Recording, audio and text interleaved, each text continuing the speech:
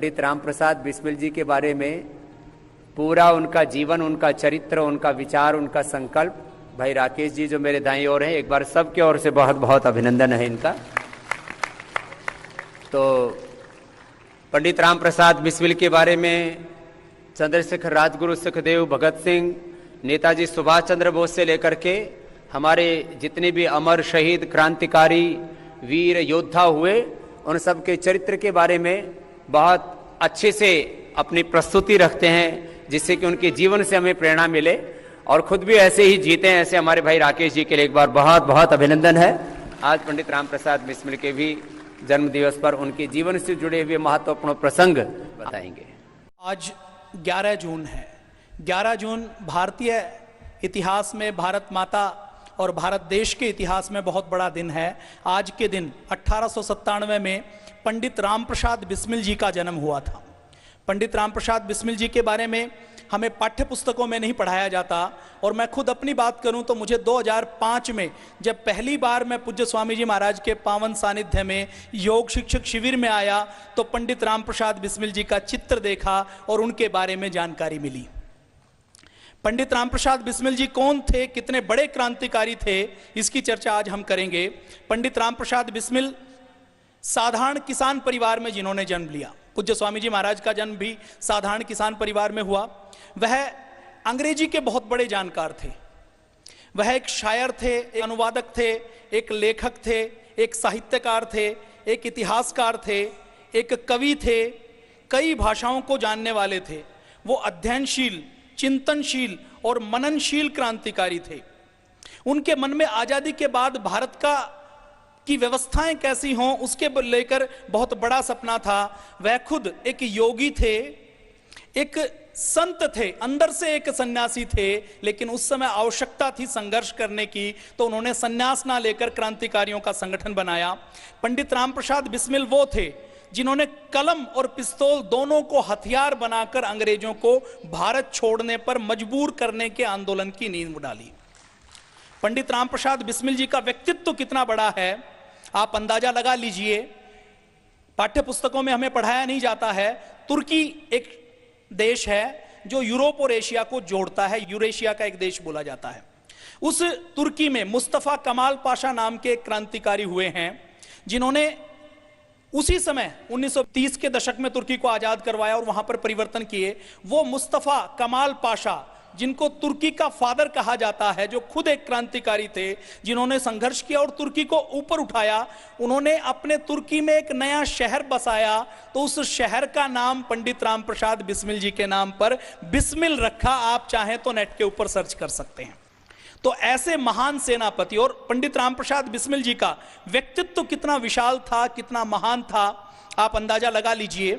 जब पंडित राम प्रसाद बिस्मिल जी काकोरी कांड के बाद जब उनको गिरफ्तार किया गया और जब उनको जेल में रखा गया, तो उस समय जितने जेलर होते थे, जितने जज होते थे, जितने अंग्रेजों के बड़े अफसर होते थे, वो सब अंग्रेज होते थे और उन्हीं के बल पर भारत में अंग्रेज राज करते थे। तो उस जेल के जेलर ने कहा कि पंडित राम प्रसाद बिस्मिल जी की समझ, इनकी शक्ति, इनकी सोच और विचार का लेवल इतना बड़ा है कि ये यदि गुलाम भारत में ना होकर अगर ये ब्रिटिश राज्य में पैदा होते, ब्रिटेन में पैदा होते, तो ब्रिटेन जिसका लगभग 100 से अधिक देशों में शासन था, उसके सेनाध्यक्ष होते।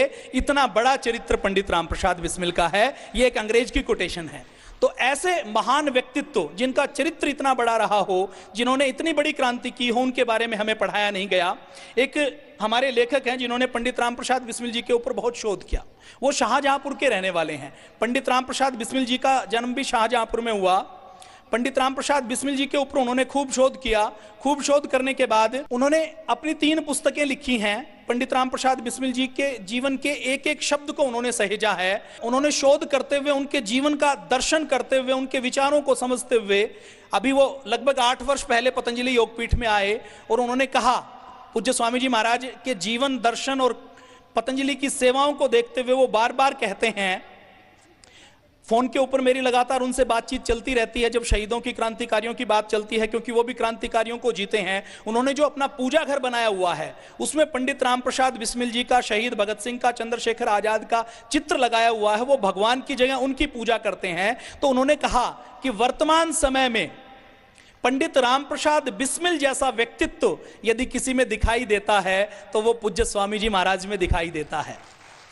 पंडित राम प्रसाद बिस्मिल जी ने जो व्यवस्था परिवर्तन का सपना देखा था, जैसा भारत बनाने का सपना देखा था, वैसा भारत बनाने का काम आजादी के 70 सालों बाद यदि कोई संस्था कर रही है तो वो आपकी संस्था, आपका पतंजलि योगपीठ कर रहा है। तो पंडित राम प्रसाद बिस्मिल जी का जीवन कैसा था, उनका चरित्र कैसा था, उनकी व्यवस्थाएं कैसी थी, उसके बारे में हम बातचीत करेंगे। पंडित राम प्रसाद बिस्मिल जी का जन्म 11 जून 1897 में एक गरीब किसान के घर में उनका जन्म हुआ। संघर्ष उन्होंने खूब देखे। उनके दादाजी ग्वालियर के रहने वाले थे। ग्वालियर का ये चंबल का जो इलाका है ये विद्रोही इलाका है और यहाँ से अंग्रेज भी घबराते थे। अंग्रेजों को लगान नहीं देते थे, अंग्रेजों को भी परेशान करते थे और अंग्रेजों ने जो अत्याचार किया, क्योंकि वो विद्रोही स्वभाव के थे, इसलिए आजादी के बाद भी वहां पर विद्रोही स्वभाव रहा। पंडित राम प्रसाद बिस्मिल जी के पूर्वज वहीं के रहने वाले थे। बाद में वो शाहजहांपुर आ गए। उनके पास कुछ भी नहीं था तो उनके दादाजी, उनके पिताजी ने अपनी मेहनत और पुरुषार्थ के बल पर वहां पर अपनी एक व्यवस्था बनाई, अपना एक समाज में ऊंचा रसूख हासिल किया। पंडित राम प्रसाद बिस्मिल जी के बारे में भगत सिंह क्या कहते हैं? शहीद भगत सिंह, उनकी शहादत पंडित राम प्रसाद बिस्मिल जी के बाद हुई और पंडित राम प्रसाद बिस्मिल जी को शहीद भगत सिंह अपना गुरु मानते थे। पहले पंडित राम प्रसाद बिस्मिल जी लीडर थे, उनके नेतृत्व में चंद्रशेखर आजाद, शहीद भगत सिंह, राजगुरु, सुखदेव, ये सब क्रांति का काम करते थे। तो शहीद भगत सिंह के भी जो गुरु हैं, आप अंदाजा लगाइए कि उनका व्यक्तित्व कितना बड़ा होगा। शहीद भगत सिंह के बारे में तो आज हम थोड़ा बहुत जानते हैं, यद्यपि पाठ्य पुस्तकों में तो आज भी चंद्रशेखर आजाद को, पंडित राम प्रसाद बिस्मिल को, शहीद भगत सिंह को, राजगुरु को, सुखदेव को या तो उग्रवादी कहा जाता है या आतंकवादी कहा जाता है। पतंजलि योगपीठ ने एक संकल्प और लिया है कि पतंजलि योगपीठ शिक्षा की व्यवस्था का भी शुद्धिकरण करेगा, जिसमें इन हमारे आदर्श महापुरुषों की जीवनियों को शामिल किया जाएगा। और जब तक वो परिवर्तन होता है तब तक हम पतंजलि योगपीठ के इस मंच से, सोशल मीडिया के माध्यम से देश के बच्चे बच्चे को बताएंगे कि हमें आज़ादी कैसे मिली और आज़ादी को हम बचाकर कैसे रख सकते हैं। पंडित राम प्रसाद बिस्मिल जी के विषय में भगत सिंह कहते हैं कि पंडित राम प्रसाद बिस्मिल जी बड़े होनहार नौजवान थे। वह गजब के शायर थे, देखने में भी वह बहुत सुंदर थे, उनका व्यक्तित्व बहुत आकर्षक था, नेतृत्व के अद्भुत गुण उनके अंदर थे। किसी भी व्यक्ति को, सामान्य व्यक्ति को, सामान्य युवा को चलते चलते क्रांतिकारी बनाना उनके दाएं हाथ का खेल था। 10 मिनट वो किसी के साथ बैठे तो उसको सामान्य युवा से क्रांतिकारी युवा बना दे, ऐसा व्यक्तित्व उनका था। शहीद भगत सिंह भी कहते हैं, उस अंग्रेज जेलर की बात के ऊपर मोहर लगाते हुए कहते हैं कि यदि किसी और जगह और किसी और देश में, किसी और समय में पंडित राम प्रसाद बिस्मिल जैसा व्यक्तित्व पैदा हुआ होता तो वो किसी देश का राष्ट्रपति या सेना अध्यक्ष होता। भगत सिंह आगे कहते हैं कि आपको पूरे षड्यंत्र का नेता माना गया है। आप चाहे बहुत, आपको विलायत में जाकर पढ़ने का अवसर नहीं मिला। ये जो काकोरी कांड हुआ, पंडित राम प्रसाद बिस्मिल जी के खिलाफ जो मुकदमा लड़ा गया, उसमें सरकारी वकील के तौर पर पंडित जवाहरलाल नेहरू के सगे साले मुल्ला जगत नारायण थे। उन्होंने ये मुकदमा लड़ा था, उनको 1 लाख रुपए उसके लिए मिले थे और उन्होंने पूरी ताकत लगाई कि ये जो क्रांतिकारी हैं जिन्होंने काकोरी का कांड किया, वो कोई भी छूटे नहीं, कोई भी बचे नहीं। तो भगत सिंह लिखते हैं कि जगत नारायण मुल्ला, जो जवाहरलाल नेहरू के सगे साले हैं, वो तो वकालत विदेश में पढ़ के आए हैं, लंदन में पढ़ के आए हैं। जब वो पंडित राम प्रसाद बिस्मिल जी कोर्ट में बहस करते थे तो उस पंडित जगत नारायण मुल्ला जो सरकारी वकील था उसको भी चुप करवा देते थे, उसकी सुध बुध भुला देते थे, ऐसा शहीद भगत सिंह लिखते हैं। चीफ कोर्ट में उन्होंने अपनी अपील खुद लिखी और जिसको देखकर जजों को कहना पड़ा कि ये अपील किसी सामान्य कैदी की लिखी हुई नहीं है, क्रांतिकारी की लिखी हुई नहीं है, ये किसी वकालत के बहुत बड़े जानकार की लिखी हुई है। तो ऐसा व्यक्तित्व पंडित राम प्रसाद बिस्मिल जी का था। ये हमने भगत सिंह के शब्दों में उनके देखा। उनका जो व्यक्तिगत जीवन था वो बहुत बड़ा अनुशासित था। वो व्यक्तिगत जीवन में नित्य प्रति उनका संकल्प था कि नित्य प्रति मुझे योग करना है, मुझे प्राणायाम करना है, नित्य प्रति मुझे यज्ञ करना है, मुझे हवन करना है, और उसके बाद अपना पूरा समय क्रांति के काम के लिए देना है, क्रांति के काम के प्रचार प्रसार के लिए देना है। पंडित रामप्रसाद बिस्मिल जी ने क्या किया, उनके जीवन में जो उन्होंने काकोरी कांड किया और काकोरी कांड के बाद जो नौजवानों को जोड़ा, और उसके बाद जब उन्होंने फांसी के फंदे को हंसते हंसते चूमा, तो पूरे भारत को अंग्रेजों के लिए उन्होंने एक लाक्षागृह बना दिया। लाक्षागृह मतलब जिसके अंदर बैठे हैं तो ज्वालामुखी के मुहाने पर बैठे हैं कि कब ज्वालामुखी फट जाए, कब लाक्षागृह में आग लग जाए और बाहर निकलकर जान बचाने का भी समय ना मिले, ऐसा भारत पंडित रामप्रसाद बिस्मिल जी और चंद्रशेखर आजाद जी ने बनाया। तो आज उनकी जयंती है, उनका जन्म दिवस है। सरकारें उनकी जयंती नहीं मनाएंगी, उनके बारे में चिंतन मनन और पढ़ा नहीं जाएगा। हम उनके बारे में बात करेंगे, हम उनको याद करेंगे। उनका बचपन में जब उनका जन्म हुआ तो 4-5 साल के थे, तो एक ज्योतिषी ने उनका हाथ देखा और हाथ देखकर कहा कि ये जो बच्चा है ये बहुत भाग्यशाली है, अगर ये जीवित बच गया तो ये किसी देश का सम्राट बन सकता है, किसी देश का राजा बन सकता है, राष्ट्रपति बन सकता है, प्रधानमंत्री बन सकता है, लेकिन इसके जीवित बचने के चांसेस बहुत कम हैं। फिर गांव में जैसा होता है उन्होंने टोटके करवाए, क्योंकि उनका जो पिताजी का परिवार है वो सनातनी परिवार था, तो वो उन्होंने टोटके करवाए, खरगोश को मंगवाया, उनको कुछ टोटके करवाए उनकी माताजी ने, दादी जी ने। पंडित रामप्रसाद बिस्मिल जी ने 30 वर्ष की आयु तक जीवन जिया। 30 वर्ष की आयु में उनका 11 वर्ष का जीवन पूरा क्रांतिकारी जीवन था। 19 वर्ष की आयु में उन्होंने महसूस कर लिया था कि संकल्प ले लिया था कि मुझे अपना पूरा जीवन अंग्रेजों को देश के बाहर निकालने में ही बिताना है। चंद्रशेखर आजाद जी जो पंडित रामप्रसाद बिस्मिल जी के साथी थे, उन्होंने काकोरी का कांड किया। आप पुस्तकों में पढ़ते हैं ना काकोरी कांड, तो काकोरी कांड कहा जाता है। मैं उसको कहता हूं वो काकोरी का शौर्य दिवस था, वो काकोरी की बहादुरी की घटना थी, उसको कांड कहना उसका अपमान है। तो काकोरी का जो शौर्य का जो उन्होंने कारनामा किया, उसमें केवल 8,000 रुपए उन्होंने लूटे थे। उन्होंने काकोरी में जो अंग्रेजों की ट्रेन लूटी, उसमें केवल 8,000 रुपए की डकैती हुई थी। केवल एक व्यक्ति मारा गया था, और वो जो मारा गया था वो कोई अंग्रेज नहीं था। इस 8,000 रुपए के लूट के लोगों को पकड़ने के लिए अंग्रेजों ने अपनी पूरी पुलिस उनके पीछे लगा दी, क्योंकि ये डकैती अपने आप में एक बड़ी घटना थी। 1857 की क्रांति के बाद अंग्रेज ये सोचकर बैठे हुए थे कि अब हमें भारत से कोई नहीं हटा सकता। विश्व युद्ध के बाद उन्होंने रोलेट एक्ट जैसे कानून बना दिए थे। 1919 में उन्होंने जलियांवाला कांड किया, जिसने भी आवाज उठाई उसको दबा दिया गया। तो इस डकैती ने अंग्रेजों की चूल्हे हिला दी, और उस 8,000 रुपए की डकैती के ऊपर लोगों को पकड़ने के लिए, उसके ऊपर मुकदमा चलाने के लिए अंग्रेजों ने 10 लाख रुपए खर्च किए। और उस समय जो सोने का भाव होता था वो 20 रुपए तोला होता था। इसका मतलब आप समझ लीजिए कि 8,000 रुपए की रिकवरी के लिए, उसके लिए उन्होंने, आज के समय की यदि हम बात करें तो लगभग 70 करोड़ रुपए उन्होंने खर्च किए। तो आप अंदाजा लगा लीजिए कि उन्होंने जो क्रांतिकारी काम किया वो कितना बड़ा क्रांतिकारी था, उससे अंग्रेज कितने डरे हुए थे। पंडित रामप्रसाद बिस्मिल जी अपने व्यक्तिगत जीवन में सिद्धांतों के प्रति बहुत दृढ़ थे। उनके अंदर एक सैनिक और एक संत, एक योगी, एक योद्धा, एक संत, एक सिपाही, इन दोनों के गुण थे। वो रोज योगाभ्यास करते थे। आज हम देखते हैं तो पूज्य स्वामी जी महाराज के अंदर दोनों के गुण हैं। पूज्य स्वामी जी महाराज योगी भी हैं, पूज्य स्वामी जी महाराज योद्धा भी हैं, पूज्य स्वामी जी महाराज संत भी हैं, पूज्य स्वामी जी महाराज सैनिक भी हैं, सिपाही भी हैं। पंडित रामप्रसाद बिस्मिल जी के पिताजी का नाम श्री मुरलीधर जी था, उनके दादाजी का नाम श्री नारायण लाल जी था, और वह मूल रूप से पंडित नहीं थे।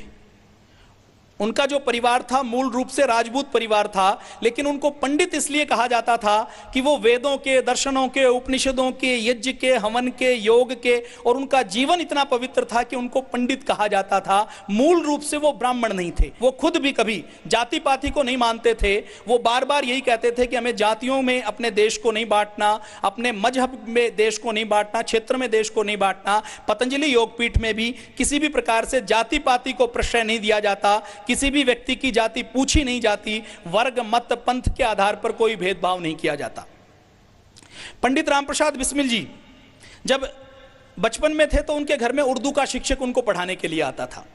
वो बचपन में पढ़ाई करते थे। बचपन में पढ़ाई करते करते उनकी संगत कुछ बुरी संगत आई। मिडिल की जब परीक्षा थी, 14 वर्ष की आयु में 1911 में उनकी संगत बिगड़ गई। उनकी संगत बिगड़ गई तो उन्होंने सिगरेट पीना शुरू कर दिया, उपन्यास पढ़ना शुरू कर दिया, और वो रोज एक एक दिन में 50 से 60 सिगरेट पी जाते थे। जैसा सोसाइटी में होता है, समझ थी नहीं तो 50 से 60 सिगरेट पीते थे, पूरे दिन उपन्यास पढ़ते थे। उनका जीवन एक तरीके से गलत जीवन बन गया था, दूषित जीवन बन गया था। तो उनके जीवन में आर्य समाज का प्रवेश हुआ। उनको एक महात्मा मिले, पूज्य स्वामी सोमदेव जी महाराज। पूज्य स्वामी सोमदेव जी महाराज के जब वो संपर्क में आए 14 वर्ष की आयु में, तो उनके संपर्क में आते ही उन्होंने सत्यार्थ प्रकाश उनको पढ़ने के लिए दी। सत्यार्थ प्रकाश को जब उन्होंने पढ़ा तो उनके जीवन में एकदम परिवर्तन आया, और उनके जीवन में ऐसा परिवर्तन आया कि उन्होंने सिगरेट और उपन्यास पढ़ना तो दूर की बात है, उन्होंने उबला भोजन करना शुरू कर दिया, रात का भोजन बंद कर दिया, नमक खाना बंद कर दिया, जनेऊ धारण कर लिया, रोज हवन करना शुरू कर दिया, रोज आर्य समाज में जाना शुरू कर दिया, रोज योग करना शुरू कर दिया, रोज प्राणायाम करना शुरू कर दिया, रोज दंड बैठक लगाना शुरू कर दिया। और 14 वर्ष की आयु में जो उन्होंने संकल्प लिए, वो चाहे योग का संकल्प था या यज्ञ का संकल्प था, जिस दिन उनको फांसी लगाई गई, उस दिन सुबह जब एक सिपाही जाता है और वो तो देखता है कि वो फांसी के काल कोठरी के अंदर भी 1 घंटे बाद फांसी देने वाली है, लेकिन उस समय भी वो दंड लगा रहे हैं। तो उन्होंने पूछा कि अब तो ये शरीर खत्म होने वाला है, अब दंड लगाने का लाभ क्या है, अब योग प्राणायाम करने का लाभ क्या है? तो पंडित रामप्रसाद बिस्मिल जी का संकल्प देखिए कि उन्होंने उस समय कहा कि ये मेरा संस्कार और संकल्प है कि जब तक अंतिम सांस रहेगी मैं रोज योग करूंगा, व्यायाम करूंगा, और ये शरीर तो खत्म हो जाएगा लेकिन ये संस्कार खत्म नहीं होंगे। मैं अगली बार जब भारत माता की गोद में दोबारा जन्म लूंगा तो और मजबूत शरीर लेकर जन्म लूं, ताकि अंग्रेजों से फिर मैं संघर्ष कर पाऊं। तो ये उनका योग और यज्ञ का संकल्प था। तो सत्यार्थ प्रकाश को पढ़कर पंडित रामप्रसाद बिस्मिल जी के जीवन में परिवर्तन आया, और उन्होंने संकल्प लिया कि मैं अखंड ब्रह्मचर्य का पालन करूंगा। 14 वर्ष की उम्र में उनका लिया हुआ संकल्प उन्होंने 30 वर्ष की आयु तक फांसी के फंदे को चूमने से पहले तक उन्होंने निभाया। इसी प्रकार पूज्य स्वामी जी महाराज को आज हम देखते हैं। तो आज के अध्यात्म जगत के जितने बड़े नाम हैं उसमें पूज्य स्वामी जी महाराज का व्यक्तित्व तो ऐसा दिखता है जिन्होंने सन्यास को नया गौरव और नई गरिमा दी है, जिनका जीवन अखंड ब्रह्मचर्य का जीवन है। पंडित रामप्रसाद बिस्मिल जी जैसा जीवन है। अब 1916 में क्या हुआ? 1916 में भाई परमानंद नाम के क्रांतिकारी थे, उनको अंग्रेजों ने फांसी की सजा दे दी। और 1919 में जब विश्व युद्ध खत्म हुआ तो अंग्रेजों ने और अत्याचार करने शुरू कर दिए। महात्मा गांधी अंग्रेजों के पिट्ठू बनकर सिपाहियों की भर्ती करवा रहे हैं कि विश्व युद्ध में अंग्रेजों को हम सिपाही देंगे, नौजवान देंगे, तो विश्व युद्ध के बाद वो हमें आजाद कर देंगे। लेकिन अंग्रेजों की आजाद कराने की कोई योजना नहीं थी। तो 1916 में ही पंडित रामप्रसाद बिस्मिल जी ने संकल्प ले लिया कि मैं अपना पूरा जीवन क्रांतिकारी कार्यों के लिए लगाऊंगा और पूरा जीवन अंग्रेजों से संघर्ष करूंगा। 19 वर्ष की अवस्था में जो उन्होंने संकल्प लिया, वो 30 वर्ष की अवस्था तक लगातार उसको निभाते रहे। पंडित रामप्रसाद बिस्मिल जी का और बड़ा योगदान क्या है?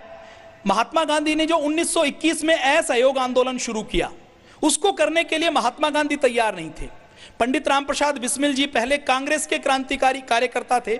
सारे कार्यकर्ता, सारे हमारे देशभक्त, क्योंकि एक संस्था केवल कांग्रेस थी तो कांग्रेस में रहते थे। अहमदाबाद में कांग्रेस का अधिवेशन हुआ, 1919 में जलियांवाला कांड हो चुका था। तो 1921 में जब वो उस अधिवेशन में गए तो उस अधिवेशन में पंडित रामप्रसाद बिस्मिल जी ने पूर्ण स्वराज्य के प्रस्ताव का पूर्ण समर्थन किया, और उन्होंने अपने नौजवानों को साथ लेकर पूर्ण स्वराज्य का प्रस्ताव पारित करवा के गांधी जी के ऊपर दबाव दिलवाया कि वो असहयोग आंदोलन शुरू करें, क्योंकि जब तक अंग्रेजों को पूर्ण असहयोग नहीं किया जाएगा तब तक अंग्रेज इस देश को छोड़कर जाने वाले नहीं हैं।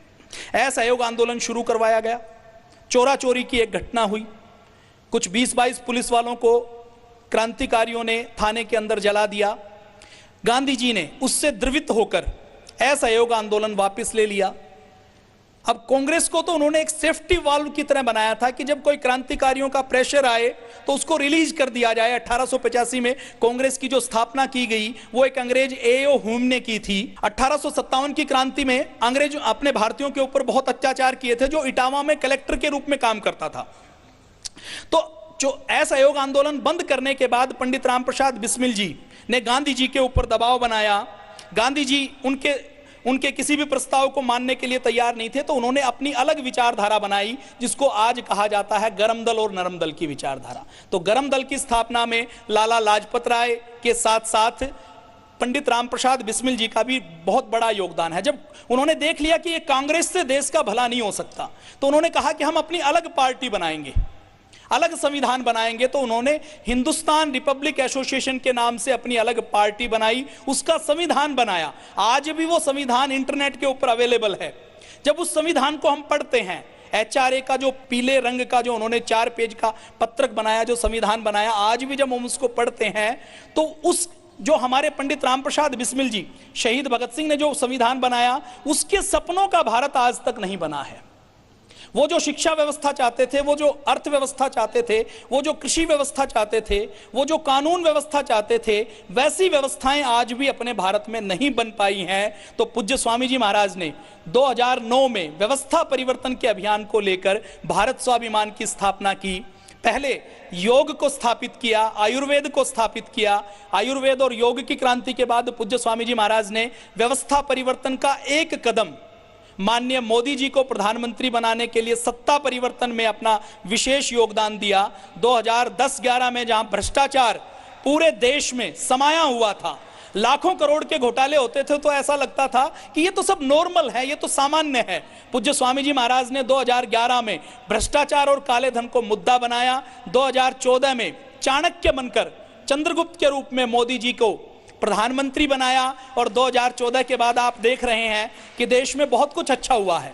तो उसी व्यवस्था परिवर्तन के अभियान में पूज्य स्वामी जी महाराज और पतंजलि योगपीठ लगा हुआ है। और अब पतंजलि योगपीठ का योग की क्रांति, आयुर्वेद की क्रांति, सत्ता परिवर्तन की क्रांति, और सत्ता परिवर्तन के बाद जो स्वदेशी की हमने क्रांति की, पंडित राम प्रसाद बिस्मिल जी का भजन मेरा हो तन स्वदेशी, मेरा हो मन स्वदेशी, पूज्य स्वामी जी महाराज लगातार उसको गाते हैं, और केवल गाते नहीं, उसको जीते हैं। आज पूरे हिंदुस्तान में 16 लाख कंपनियां हैं। 16 लाख कंपनियों में से कोई एक कंपनी यदि कोई है जिसका संकल्प है कि हमारा 100% मुनाफा केवल चैरिटी के लिए है, तो वो आपकी संस्था, आपकी कंपनी पतंजलि है। तो हमारे शहीदों का सपना क्या था कि हम देश में उद्योग ऐसे लगाएं जिसका मालिकाना हक ऐसे लोगों के पास हो जो उससे चैरिटी का काम करें, जो उससे सेवा का काम करें। पंडित राम प्रसाद बिस्मिल, शहीद भगत सिंह, चंद्रशेखर आजाद, ये रूस से बहुत प्रभावित थे। अगर हम कहें तो कम्युनिस्टों से बहुत प्रभावित थे। वो आस्तिक थे, भगवान को मानते थे, लेकिन वो ये चाहते थे कि पूंजीपति हमारे देश के ऊपर शासन ना करें। पूज्य स्वामी जी महाराज को भी आज हम अगर सुनते हैं तो वो सारी बातें साम्यवाद की करते हैं, लेकिन साम्यवाद के नाम पर, समानता के नाम पर जो विदेशी लोग हमारे समाज को तोड़ना चाहते हैं उसको स्वीकार नहीं करते। तो जो भारतीय साम्यवाद है, भारतीय समानता का अधिकार है, जो हमारे वेद में, दर्शन में, उपनिषद है, उसका पालन करने का काम आपकी संस्था, आपकी पतंजलि योगपीठ कर रही है, जिसका संकल्प है कि हम जो कमाएंगे वो 100% चैरिटी में लगाएंगे। और स्वदेशी की क्रांति के बाद अभी आगे आने वाले समय में पतंजलि का उद्देश्य है कि पतंजलि योगपीठ द्वारा शिक्षा के क्षेत्र में एक बड़ी क्रांति की जाएगी, ताकि हमारे पूर्वजों और महापुरुषों का गौरव, मूल्यों के साथ हम शिक्षा दे सकें। उसके लिए भारतीय शिक्षा बोर्ड के लिए पूज्य स्वामी जी महाराज लगातार 5 सालों से लगे हुए हैं। और अब पूज्य स्वामी जी महाराज और पतंजलि की इच्छा है, संकल्प है, और यह निर्णय किया है कि हम पूरे भारत की शिक्षा व्यवस्था में आमूलचूल परिवर्तन करेंगे, ताकि हम भारत को पंडित राम प्रसाद बिस्मिल, शहीद भगत सिंह, चंद्रशेखर आजाद और नेताजी सुभाष चंद्र बोस जैसे युवा दे सके। गांधी जी इन सारे क्रांतिकारियों को क्या कहते थे? हुल्लड़बाज कहते थे। हुल्लड़बाज पंडित राम प्रसाद बिस्मिल को। तो उन्होंने HRA का संविधान बनाया, और उस संविधान को जब हम पढ़ते हैं तो हमें लगता है कि इसको जो लिखने वाला व्यक्ति है वो बहुत अध्ययनशील व्यक्ति है, बहुत चिंतनशील व्यक्ति है। और ये जो पंडित राम प्रसाद बिस्मिल जी हैं, ये कोई ऐसे वैसे युवा नहीं थे, अंग्रेजी के पूरे जानकार थे। उनके साथी शहीद भगत सिंह की हम बात करें तो शहीद भगत सिंह का चिंतन का लेवल, उनकी जेल की नोटबुक आज भी अवेलेबल है। वो उनके बारे में जो शोध करने वाले लोग हैं वो कहते हैं कि शहीद भगत सिंह पुस्तकें पढ़ते नहीं थे, निगलते थे। एक दिन में 2-2 पुस्तकें पढ़ लेते थे। वो लगभग 200 दिन जेल में रहे, और 200 दिन में उन्होंने बाहर से 400 पुस्तकें मंगवाकर पढ़ी। तो इतने अध्ययनशील और इतने विवेकशील हमारे क्रांतिकारी थे। तो पंडित रामप्रसाद बिस्मिल जी ने लाला हरदयाल जी से भी, जो बाहर विदेशों में रहकर क्रांति के लिए काम कर रहे थे, उनके संपर्क से नया संविधान बनाया कि क्रांतिकारी क्या चाहते हैं, क्रांतिकारियों के सपनों का भारत क्या है। बंगाल के क्रांतिकारियों से उन्होंने संबंध स्थापित किया, पूरे भारत के क्रांतिकारियों से संबंध स्थापित करके उन्होंने अपना क्रांतिकारियों का दल शुरू किया, नौजवान भारत सभा के नाम से, मातृवेदी के नाम से, और इसके साथ साथ उन्होंने हिंदुस्तान सोशलिस्ट रिपब्लिक एसोसिएशन के नाम से उन्होंने संगठन शुरू किया। बाद में उसके अंदर सोशलिस्ट शब्द और जोड़ा गया। और पंडित रामप्रसाद बिस्मिल जी का प्रभाव देखिए, शाहजहांपुर में अशफाक उल्लाह खां का नाम का एक मुसलमान युवा और रहता था। उस मुसलमान युवा को भी शायरी करने का शौक था। उसको उन्होंने करतार सिंह सराबा की जीवनी देकर, कन्हई लाल की जीवनी देकर, 1857 की क्रांति के बारे में बात बताकर कट्टर राष्ट्रवादी बना दिया। अशफाक उल्लाह खां ने हंसते हंसते फांसी के फंदे को चूमा। अशफाक उल्लाह खां पंडित रामप्रसाद बिस्मिल जी के साथ आर्य समाज में जाता था, दोनों एक थाली में खाना खाते थे। पंडित रामप्रसाद बिस्मिल जी, जो लोग बहकावे से मुसलमान बन गए थे, उनके शुद्धिकरण का अभियान भी चलाते थे। और पंडित रामप्रसाद बिस्मिल जी का प्रभाव कितना था, प्रेम कितना करते थे। दल का हर व्यक्ति यह सोचता था कि पंडित रामप्रसाद बिस्मिल मुझसे ज्यादा प्रेम करते हैं। अपना खाना दूसरे को दे देना, अपने कपड़े दूसरे को दे देना, खुद के पैर में चाहे जूता या चप्पल ना हो लेकिन अपने दल के साथी के लिए जूते चप्पल की व्यवस्था करना, खुद के खाने के लिए सत्तू नहीं है लेकिन अपने दल के साथी ने दवाई ली या नहीं ली, खाना खाया या नहीं खाया, उनके परिवार में कोई समस्या है तो उसका चिंतन करना, ऐसा नेतृत्व पंडित रामप्रसाद बिस्मिल जी का था। आज हम पूज्य स्वामी जी महाराज को भी देखते हैं तो संस्था में हमारे जितने दानदाता आए हुए हैं, जितने लोग अलग अलग संस्थाओं में काम करते हैं, तो सबके मन में एक ही विचार आता है कि पूज्य स्वामी जी महाराज मुझे सबसे ज्यादा प्यार करते हैं। तो नेतृत्व के अंदर ये गुण होना ये बहुत बड़ी बात है। और ऐसा गुण या तो पंडित रामप्रसाद बिस्मिल जी के पास था या पूज्य स्वामी जी महाराज के पास था। पूज्य स्वामी जी महाराज ने ऐसा गांव जहां पर सड़क नहीं जाती, सैद अलीपुर, जहां के लोगों ने ट्रेन नहीं देखी, जो ऊपर हवाई जहाज जाता है तो चील गाड़ी, उसको चील जैसा कोई पक्षी समझते हो, उस गांव में जन्म लिया। कोई संसाधन नहीं, संकल्प के बल पर सत्यार्थ प्रकाश पढ़ी, जीवन में परिवर्तन हुआ। जबरदस्ती गुरुकुल में, गुरुकुल वाले लेने के लिए तैयार नहीं, जबरदस्ती गुरुकुल में गए और योग को दुनिया के 200 देशों में पहुंचाया। आज भारत की संन्यास परंपरा को गौरव दिया तो वो केवल संकल्प के बल पर संभव है। जैसा पंडित रामप्रसाद बिस्मिल जी का संकल्प था वैसा ही पूज्य स्वामी जी महाराज का संकल्प है। और हम पूज्य स्वामी जी महाराज के पावन सानिध्य में रहते हुए देखते हैं कि एक बार जो ठान लेते हैं उसको करके मानते हैं, कभी भी कदम को पीछे नहीं हटाते। तो एक बार अशफाक उल्लाह खां बेहोश हो गए, तो जब वो बेहोश हुए तो बेहोशी की हालत में वो अपने घर में राम राम राम कह रहे थे। पंडित रामप्रसाद बिस्मिल जी को अशफाक उल्लाह खां बिस्मिल नहीं कहते थे, राम कहते थे। तो जब वो राम राम कह रहे थे तो उनके घर के जो आसपास दूसरे जो मुसलमान परिवारजन हैं, उन्होंने सोचा कि ये तो काफिर हो गया, मुसलमान कोई राम कहे बेहोशी की हालत में, इसके ऊपर तो कोई भूत प्रेत जिन्न का साया आ गया। तो वो समझ नहीं पाए कि राम राम क्यों बोल रहा है। तो उनमें से एक परिवार का सदस्य था, उसको समझ आया कि ये अपने दोस्त पंडित रामप्रसाद बिस्मिल जी को बुला रहा है। पंडित रामप्रसाद बिस्मिल जी को बुलाया गया। पंडित रामप्रसाद बिस्मिल जी आए, उन्होंने अशफाक उल्लाह खां के माथे के ऊपर हाथ रखा और अशफाक उल्लाह खां का नाम लिया तो अशफाक उल्लाह खां को होश आया। ऐसा चुंबकीय प्रभाव पंडित रामप्रसाद बिस्मिल जी का था। जहां कहीं हिंदू मुसलमान का दंगा होता था तो पंडित रामप्रसाद बिस्मिल जी और अशफाक उल्लाह खां दोनों जाते थे और दोनों दंगे को शांत करवाने का काम करते थे। उसी दौरान में मैनपुरी में एक षड्यंत्र हुआ। मैनपुरी में क्या षड्यंत्र हुआ? पंडित रामप्रसाद बिस्मिल जी ने और पंडित गेंदालाल दीक्षित जी ने, ब्रह्मचारी जी ने, लक्ष्मणानंद जी ने, उस समय के सन्यासी भी संघर्ष से जुड़े हुए हैं। हमारे जितने सन्यासी हुए हैं ना, ये जो एक शब्द आपने सुना है ऋषि, ऋषि सुना है ना? ऋषि कौन होता था? जो रहस्यों को जानता था। ऋषि पुराने जमाने में ऋषि होता था जैसे आज का साइंटिस्ट, ऐसा साइंटिस्ट जिसको नोबेल पुरस्कार दिया जा सके, जो अपना पूरा जीवन शोध में लगा दे, उसको आज साइंटिस्ट कहते हैं। पुराने जमाने में उसी को ऋषि कहा जाता था। तो हमारे जितने साधु सन्यासी हैं उन्होंने लगातार संघर्ष किया है देश को बचाने में। पंडित रामप्रसाद बिस्मिल जी खुद लिखते हैं, जब वो अंतिम समय में गुफा जेल में थे तो जेल में उनको बंद कर दिया गया, लगभग वो 1.5 साल तक जेल में बंद रहे।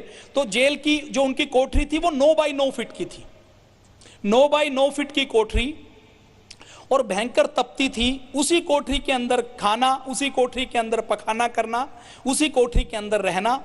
रात को मच्छर काटते थे, कोठी के अंदर चूहे घूमते थे, तो उसमें रहते हुए पंडित राम प्रसाद बिस्मिल जी लिखते हैं कि मुझे, क्योंकि मेरा जीवन संघर्ष में क्रांतिकारी जीवन रहा, मुझे गंगोत्री की गुफाओं में जाकर साधना करने का अवसर तो नहीं मिला, लेकिन मेरे लिए ये जो काल कोठरी है, ये जो जेल की कोठरी है, ये भी साधना की गुफा है। मैं तो इसको भी साधना मानकर करता हूं।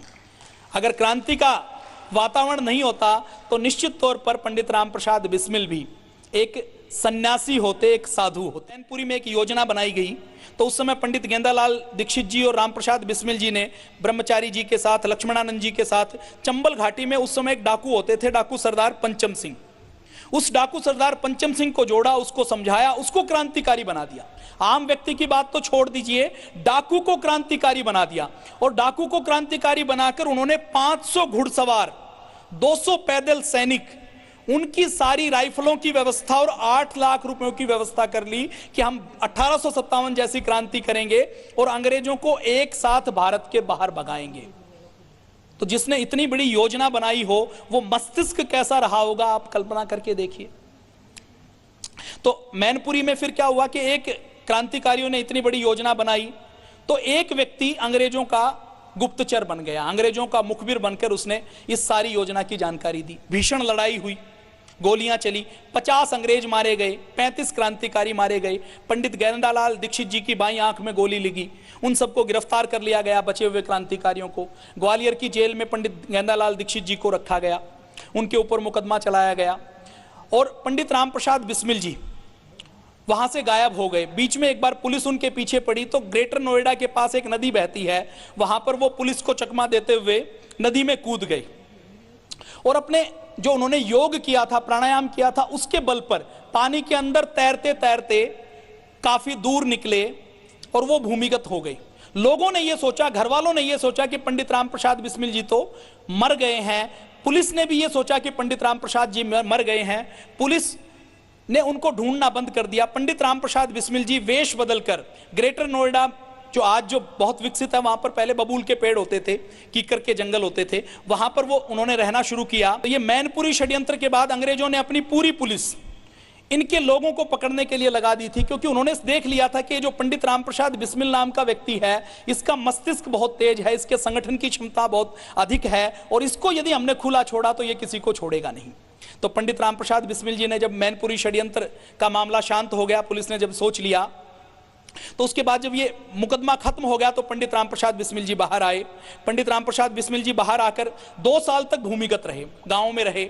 2 साल तक वो किसान के वेश में रहे, 2 साल तक वो चरवाहे के वेश में पशु चराने का उन्होंने काम किया। 2 साल तक वो, 2 साल के बीच में वो, उनकी एक बहन थी शास्त्री देवी, उस शास्त्री देवी के घर में गए, और जब वो उसके घर में गए, उनके घर में कुछ दिन रहकर आए, तो उनकी बहन भी उनको पहचान नहीं पाई। ऐसा वेश बदलने में माहिर पंडित राम प्रसाद बिस्मिल थे। उन्होंने देखा कि 2-3 साल तक मैं कुछ और नहीं कर सकता, तो उन 2-3 सालों का उन्होंने सदुपयोग किया। उन्होंने सदुपयोग क्या किया? अमेरिका की स्वतंत्रता का इतिहास हिंदी में लिखा। उनके मन में एक संकल्प था कि हमारा जो विचार है, क्रांति का विचार, आजादी का विचार, गुलामी के क्या क्या नुकसान है, ये विचार हमें एक एक व्यक्ति तक पहुंचाना है, तो हमें हिंदी भाषा में पहुंचाना पड़ेगा। और उस समय माहौल ऐसा था, अंग्रेजों ने पुलिस एक्ट बना दिया था, प्रेस एक्ट बना दिया था, कुछ भी हम छाप नहीं सकते थे। समाचार पत्र एक्ट बना हुआ था, समाचार पत्र में कुछ छाप नहीं सकते थे। लोकमान्य तिलक का नाम आपने सुना होगा, उन्होंने 1 पन्ने का आर्टिकल अपने केसरी में लिख दिया तो उनको 6 महीने के लिए जेल में डाल दिया था। वीर सावरकर को 2 जन्म का कारावास दिया गया, क्योंकि उन्होंने 1857 की क्रांति का इतिहास लिखा। तो पंडित राम प्रसाद बिस्मिल जी के मन में आया कि मैं सारी पुस्तकों की रचना करूं जो अंग्रेजों की, रूस में उस समय क्रांति चल रही थी, तो रूस की क्रांति के ऊपर उन्होंने पुस्तक लिखी, स्वदेशी के ऊपर पुस्तक लिखी, उन्होंने चीन की जो क्रांति हुई उसके ऊपर पुस्तक लिखी, अरविंद जी के ऊपर पुस्तक लिखी, अशफाक उल्लाह खां के ऊपर पुस्तक लिखी, उन्होंने जॉर्ज वाशिंगटन की जीवनी लिखी। और एक जो बड़ा काम उन्होंने किया, रूस की जो क्रांति की शुरुआत करने वाली एक महिला थी, कैथेराइन के नाम से, आप इंटरनेट के ऊपर सर्च कर सकते हैं। स्वाधीनता की देवी रूस में, जो रूस की ग्रैंड मदर जिसको माना जाता है, वो कैथेराइन है, जिन्होंने अपना पूरा जीवन देश के लिए लगा दिया। तो उनकी जीवनी का अनुवाद करके पंडित राम प्रसाद बिस्मिल जी ने उनको छपवाया। उनकी मां से जो उनको पैसा मिलता था उसको पुस्तकें छापने में वो लगा देते थे, प्रचार प्रसार में वो लगा देते थे। तो अपने भूमिगत रहने के समय का भी पंडित राम प्रसाद बिस्मिल जी ने पूरा सदुपयोग किया। अब पंडित राम प्रसाद बिस्मिल जी और क्रांतिकारियों ने कैसा संघर्ष किया, आप उसको एक बार देखेंगे तो आपकी आंखें गीली हो जाएंगी। पंडित रामप्रसाद बिस्मिल जी अपने संघर्ष के दिनों में लिखते हैं कि क्रांतिकारी नौजवानों को हमने भर्ती तो कर लिया, लेकिन देश के लोगों को हम समझा नहीं पा रहे थे कि क्रांति क्या है, आजादी की कीमत क्या है, गुलामी के नुकसान क्या है। तो पंडित रामप्रसाद बिस्मिल जी ने अपनी आत्मकथा जेल से 2 दिन पहले लिखी। उनकी मां उनके लिए खाना लेकर गई, उन्होंने अपील लिखने के लिए पेपर मांगा, उस पेपर में से जो पेपर बचा उस पेपर के ऊपर पेंसिल से उन्होंने अपनी पूरी आत्मकथा लिखी और उस आत्मकथा को उन्होंने जेल के बाहर भेजा। वो आत्मकथा आज भी आप चाहें तो इंटरनेट पर उपलब्ध है, खरीद भी सकते हैं, बहुत से प्रकाशकों ने उसको छापा है। तो उस आत्मकथा में वो लिखते हैं कि हमारे पास पहनने के लिए भी कोई साबुत कपड़ा नहीं बचा था, हम लंगर में, मंदिरों में, धर्म क्षेत्रों में जाकर भोजन करते थे। आगे पंडित रामप्रसाद जी कहते हैं कि पूरी अंग्रेजों की पुलिस हमारे पीछे पड़ी हुई है और जो मेरे आसपास मेरे भरोसे जो नौजवान क्रांति करने के लिए आए हैं, जब मैं उनको देखता हूं कि वो अंगोछा पहनकर या केवल लंगोट पहनकर पूरे दिन रहते हैं, वो अखबार बिछाकर फर्श के ऊपर, कच्चे फर्श के ऊपर सोते हैं, तो मेरी आंखों से आंसू आ जाते हैं। ऐसे नौजवान जो अपनी पढ़ाई छोड़कर आए, अपने घर परिवार छोड़कर आए, उनको 2 वक्त का भोजन भी क्रांतिकारियों को नसीब नहीं होता। उनको भोजन की जगह सत्तू घोलकर पीना पड़ता है और कभी कभी तो वो सत्तू भी नसीब नहीं होता। पंडित रामप्रसाद बिस्मिल जी खुद क्योंकि कसरत करते थे और रोज उनको 1 वक्त दूध पीने की आदत थी, तो वो आगे लिखते हैं कि मुझे रोज दूध पीने की आदत है, लेकिन मैं अपने आसपास के क्रांतिकारियों को, नौजवानों के चेहरों को देखता हूं तो मुझे रोना आता है और मैं दूध पीने के बारे में सोचने की भी मेरी हिम्मत नहीं होती। तो ऐसे संघर्षों से हमारे क्रांतिकारियों ने क्रांति की थी। तो जब ऐसा संघर्ष आ गया तो उन्होंने निर्णय किया कि अब हम जो जमींदार और साहूकार है, जो हमारे देश के गरीबों को लूटते हैं, उनके ऊपर डकैती डालेंगे। तो उन्होंने 2-3 डकैतियां भी डाली। वो डकैती डालने का उद्देश्य उनका हथियार प्राप्त करना था और क्रांति के लिए धन उगाना था। जब डकैती में उन्होंने सोचा कि 1-2 डकैती में क्या हुआ कि लोगों ने उनके ऊपर आक्रमण कर दिया, तो उन्होंने जबरदस्ती उनको गोली चलानी पड़ी तो 1-2 व्यक्ति उससे घायल हो गए या मर गए। तो उनके मन में बड़ा दुख हुआ कि इससे हम क्रांतिकारी यदि डकैती का काम करेंगे, लोगों से, साहूकार या जमींदारों से भी पैसा लेंगे, तो लोगों के मन में हम अपने विचारों का प्रचार प्रसार नहीं करेंगे। तो उनके मन में दुख हुआ, तो उन्होंने सोचा कि अब कोई और रास्ता निकालेंगे। तो एक बार वो लखनऊ से सहारनपुर जा रहे थे, तो उन्होंने देखा कि ट्रेन के अंदर एक संदूक रखी हुई है और हर स्टेशन के ऊपर रेलवे का कोई कर्मचारी आता है और उसके अंदर पैसे डालता है। तो उनके मन में विचार आया कि ये क्या है। तो पता किया तो पता लगा कि ये गार्ड रूम में जो संदूक रखी हुई है, इसमें रेलवे की जो पैसेंजर ट्रेन की जितनी भी आमदनी होती है टिकट बिकने से, उसको डाला जाता है। तो उनके मन में विचार आया कि अब हम अपने जमींदारों, साहूकारों के ऊपर डकैती नहीं डालेंगे, हम अंग्रेजों के ऊपर डकैती डालेंगे। तो उनके लगभग 25 साथियों ने मिलकर ट्रेन लूटने की योजना बनाई। 10 लोगों ने उसमें हिस्सा लिया। 9 अगस्त 1925 को जब ट्रेन लखनऊ से सहारनपुर के लिए चली, तो लखनऊ से 15-20 किलोमीटर दूर एक स्टेशन है काकोरी नाम का, आप सबने भी देखा होगा। उस काकोरी स्टेशन के ऊपर उन्होंने चेन खींची। चेन खींचने के बाद उन्होंने, उनके हाथ में माउजर पिस्तौल थे जर्मनी के बने हुए, उनके साथ ट्रेन रुकी, फायर किए, गार्ड के रूम में गए, गार्ड को उन्होंने कहा कि आप यदि कुछ नहीं कहोगे तो हम आपके ऊपर गोली नहीं चलाएंगे। संदूक का बक्सा निकाला, संदूक को खोलने की कोशिश की, उसका ताला नहीं टूटा, तो कुल्हाड़े से चंद्रशेखर आजाद ने उसको तोड़ा। उसमें 8,000 रुपए उनको मिले। 8,000 रुपए लेकर वो वहां से जाने लगे। उन्होंने पहले ही घोषणा कर दी थी कि हम किसी भी यात्री को नहीं लूटेंगे, हम केवल अंग्रेजों का सामान, अंग्रेजों ने जो हमसे लूटा है उसको लूटने के लिए आए हैं, किसी भी यात्री को हमसे खतरा नहीं है। तो भी जबरदस्ती एक यात्री ट्रेन में नीचे उतर गया। तो जो वो हवाई फायर कर रहे थे, तो एक गोली उसको लग गई, तो एक व्यक्ति की मौत हो गई जिसको क्रांतिकारी करना नहीं चाहते थे, जबरदस्ती हो गई। ट्रेन का जो गार्ड था उसने एक क्रांतिकारी को देख लिया था लाइट में, लालटेन की लाइट में। तो उस क्रांतिकारी ने उसको कहा कि मुझे तुम्हें मारना पड़ेगा क्योंकि तुमने मुझे पहचान लिया है। फिर भी क्योंकि उनका भी दिल था क्रांतिकारी का, उन्होंने कहा कि यदि तुम संकल्प लो भगवान को मानकर कि मुझे कभी भी पहचानोगे नहीं तो मैं आपको छोड़ देता हूं। गार्ड ने कहा कि मेरे बीवी बच्चे हैं, आप मुझे छोड़ दीजिए। तो क्रांतिकारी ने उसको छोड़ दिया कि मैं तुम्हारे ऊपर भरोसा करता हूं। उस गार्ड के बाद वो क्रांतिकारी की एक अलग से एक कहानी है।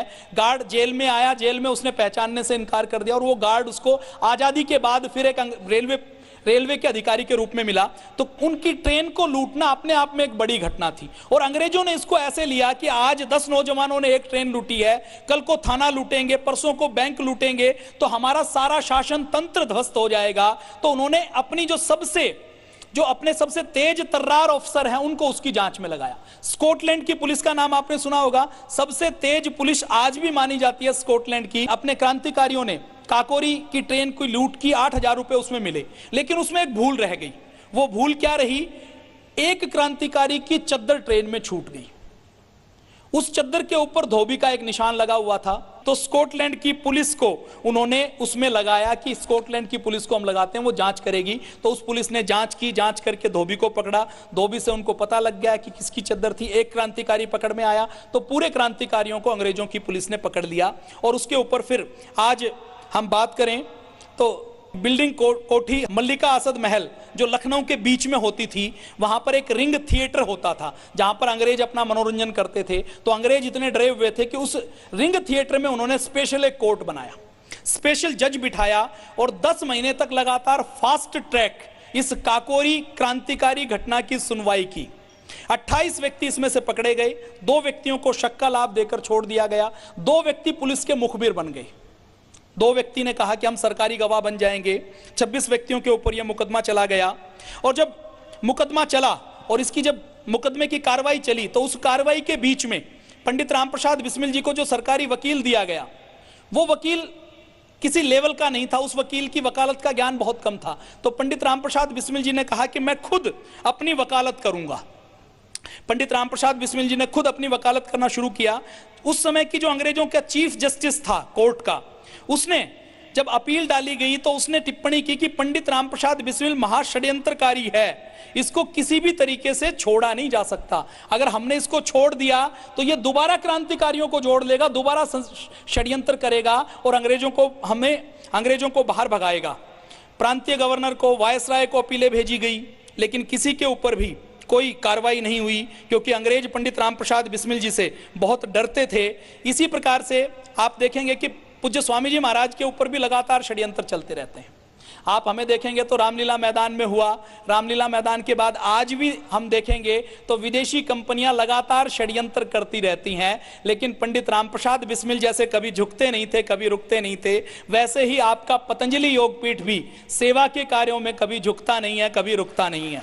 काकोरी केस का मुकदमा लड़ने वाले सरकारी वकील, जैसा मैंने आपको बताया, पंडित जगत नारायण मुल्ला जी थे, जो पंडित जवाहरलाल नेहरू के सगे साले थे। उन्होंने पूरी कोशिश की कि पंडित रामप्रसाद बिस्मिल, अशफाकुल्ला खां, राजेंद्र लाड़ी, ठाकुर रोशन सिंह, इनको फांसी की सजा करवाई जाए। उन्होंने केस को खूब अच्छे से लड़ा। लास्ट में जब पंडित रामप्रसाद बिस्मिल जी जेल में थे और जब उनको फांसी की सजा दे दी गई, तो उन्होंने लिखा है, एक पत्र लिखा। उस पत्र में उन्होंने लिखा कि ये जो मुल्ला जगत नारायण है, ये अंग्रेजों के इतने खास थे कि इनको उस केस को लड़ने के लिए 1 लाख रुपए की फीस दी गई। 20 रुपए तोला सोने का रेट है। 1 लाख रुपए मुल्ला जगत नारायण को फीस लड़ने के लिए दी जा रही है कि क्रांतिकारियों को फांसी की सजा दिलवानी है। और ये अंग्रेजों के इतने खास थे कि कोई भी कमेटी बनती थी आजादी से पहले, हर कमेटी में ये होते थे। 1938 तक ये लखनऊ विश्वविद्यालय के कुलपति रहे। तो बिस्मिल जी ने लास्ट में अपना एक पत्र लिखा, उसमें उन्होंने लिखा कि देश की सेवा के लिए मैं तो दोबारा जन्म लूंगा, पंडित जगत नारायण मुल्ला जी को मेरा नमस्कार कह देना और उन्हें कहना कि हमारे खून से लथपथ 1 लाख रुपयों के ऊपर सोकर उनको नींद आ जाए। तो पंडित रामप्रसाद बिस्मिल जी को फांसी करवाने में किसकी महत्वपूर्ण भूमिका है, वो पंडित जगत नारायण मुल्ला की है, जो पंडित जवाहरलाल नेहरू जी के सगे साले थे। कोर्ट में जब पंडित रामप्रसाद बिस्मिल जी ने अपनी 76 पेज की एक लिखित अपील डाली, और 76 पेज की जो अपील जब उसके कोर्ट के जो चीफ जज ने पढ़ी, तो चीफ जस्टिस था लुइस शर्ट्स। उसने पूछा पंडित रामप्रसाद बिस्मिल जी से कि mister Ramprasad, from which university you have taken the degree of law.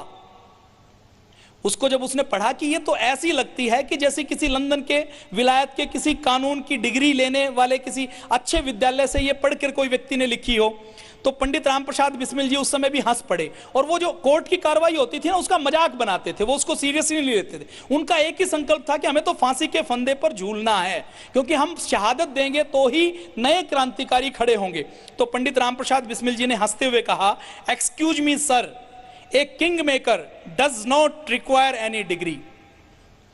वो कहता क्षमा करें महोदय, सम्राट बनाने वाले को किसी डिग्री की आवश्यकता नहीं होती। तो ऐसे पंडित राम प्रसाद बिस्मिल थे, ऐसा उनका चरित्र था, ऐसे उनके चिंतन का स्तर था। मुल्ला जगत नारायण जो विलायत के पढ़े हुए थे, वो जब दलील देते थे तो वो आए दाएं बाएं बगले झांकते थे, ऐसा ऐसा मस्तिष्क उनका था, ऐसी बुद्धि उनकी थी। और आज हम पूज्य स्वामी जी महाराज को भी देखते हैं, तो पूज्य स्वामी जी महाराज जब तर्क करते हैं, टीवी के ऊपर बैठते हैं, तो ये जो बड़े बड़े पत्रकार आते हैं, बड़े बड़े नेता आते हैं, बड़े बड़े अर्थशास्त्री आते हैं, काले धन की जब मुहिम चली, शिक्षा शास्त्री आते हैं, तो उनको अगले बगले झांकने के लिए मजबूर कर देते हैं। क्यों? क्योंकि पंडित राम प्रसाद बिस्मिल जी भी महर्षि दयानंद के शिष्य थे, उन्होंने भी वेद दर्शन उपनिषद पढ़े थे, सत्यार्थ प्रकाश पढ़ा था, और पूज्य स्वामी जी महाराज भी महर्षि दयानंद के शिष्य हैं। फांसी से 2 दिन पहले भी अंग्रेज उनको लालच देते रहे। क्या लालच देते रहे? अंग्रेजों के जो सेशन जज हैं मिस्टर हैमिल्टन, और जो अंग्रेजों के जो सीआईडी का डिप्टी एसपी था, वो उनके पास आते थे।